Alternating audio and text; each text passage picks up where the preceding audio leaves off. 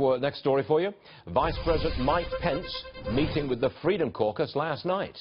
Our next guest has publicly called out the Freedom Caucus. He is Congressman Chris Collins, Republican of New York.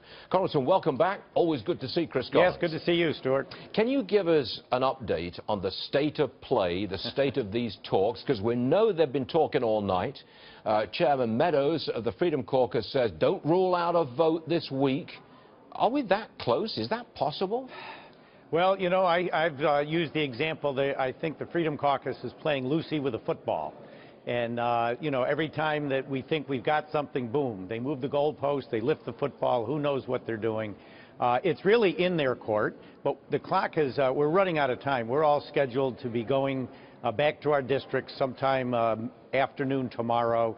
I don't see right now, Stuart, any way that we could do it in that time frame. The Speaker has said they don't intend to keep us another day or two or three here in Washington, even though I'd be fine with that.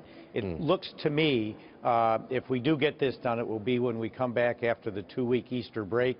I'm certainly hopeful that gets done because that sets the stage for tax reform, infrastructure, and continuing to make progress. If we can't get this done, it really doesn't bode well for the rest of our agenda. Congressman, yeah, it kills the momentum, doesn't it? Absolutely. If you could pull this out of the hat and get a vote before the Easter break, that would be a huge plus for President Trump, for the Republican Party, for the ongoing legislative and for the stock market, which you watch every day. Exactly, sir. I mean, that market would have a field day if we got that vote. But, you know, you're pouring cold water on it. And when you said that, the Dow was up 108 points.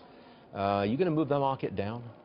Well, I certainly hope not, because I'm going to remain optimistic that the Freedom Caucus will see the light at the end of the tunnel. And if we get it done in 2 weeks, that's fine. I'm just afraid when you go home for 2 weeks or you're you know, getting beat up in the press, I'm not sure if positions harden or whether positions soften.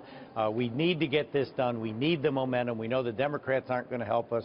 But we do know on Friday Justice Gorsuch is going to be elected to the Supreme Court. We're going to be done with that filibuster thanks to Harry Reid and now thanks to Chuck Schumer making it so difficult for us to get business done in the Senate. I actually view that as a long-term positive, and I do think that it would be a remarkable plus for President Trump and the Republican Party if this week Judge Gorsuch becomes Justice Gorsuch and you get health care done.